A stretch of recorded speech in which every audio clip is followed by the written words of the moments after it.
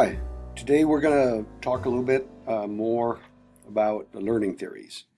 Learning theories are an important concept for us in education because there's a long history of it, and we're not going to go through the entire history of it, but people have been thinking about how people learn and what it means to learn.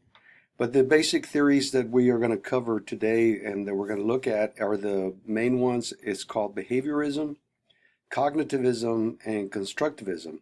Now, one of the things that you need to be to understand is that a lot of these theories, they are theories, and they do play into the way we teach and the way we understand how people learn, but they're not mutually exclusive.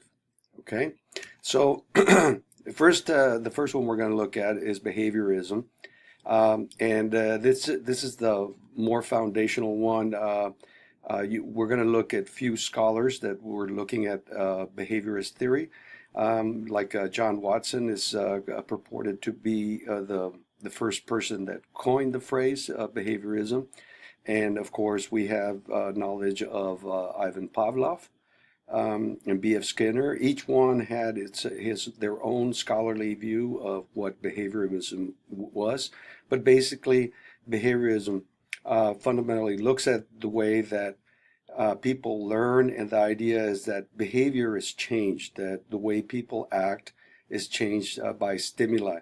Now, one of the things that is tied closely to it is that behaviorism is objective and scientific. Basically, we can measure the way people's behavior might change, and also that behavior is affected by a conditioning. One of the perfect examples is indeed the way soldiers get trained, that they get trained into responding in very specific ways, despite the conditions that they might be subjected to, because the conditioning happens in training. In other words, a soldier will get to respond by the stimulus, and given an order, then they will actually comply. And so similarly in the classroom, the idea is that even for the example that I use, a classroom bell that rings, people know that it's time to move to another classroom or do something. And one of the things that it's not entirely devoid of thoughts and feelings, but again, the idea is that behavior can be modified regardless of what people bring into this. And so that, in other words, a soldier may be afraid, but this is not consequential to the behavioral response. Okay, the second theory that we kind of look at is cognitivism, and that evolved a little bit later, in that people started looking that the brain is an instrument that can be changed and modified, and so we have cognitive theorists that were in this area, like Max Wertheimer, and most noted, and so also Mary Calkins was on this area, and also William James.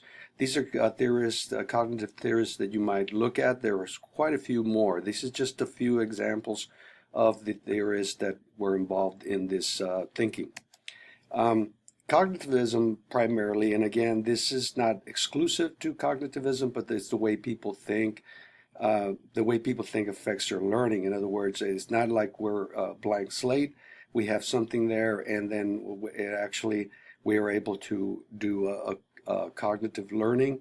One of the important ideas is that you have to pay attention to the learning objects.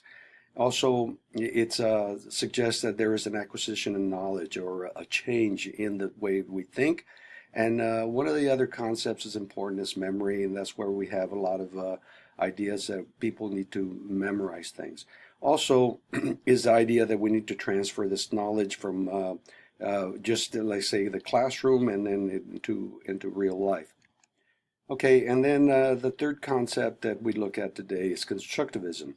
Again, this is not mutually exclusive, but these are some of the constructivist theories that we might know of, like Jean Piaget and John Dewey and Lev Vygotsky are in this area. And again, they're not mutually exclusive to this theory, but again, these are some of the important theories that you might look at to try to understand what was being said. Each of these were very prolific writers in this area, and so you might look at what they had to say and to try to understand what the constructivism means.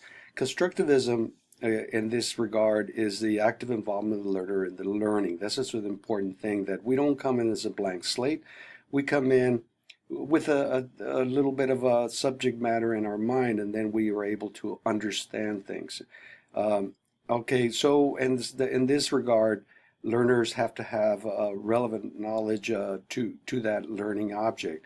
Again, we construct this knowledge. We have what we have in our mind, and we develop a better understanding of what the ideas are.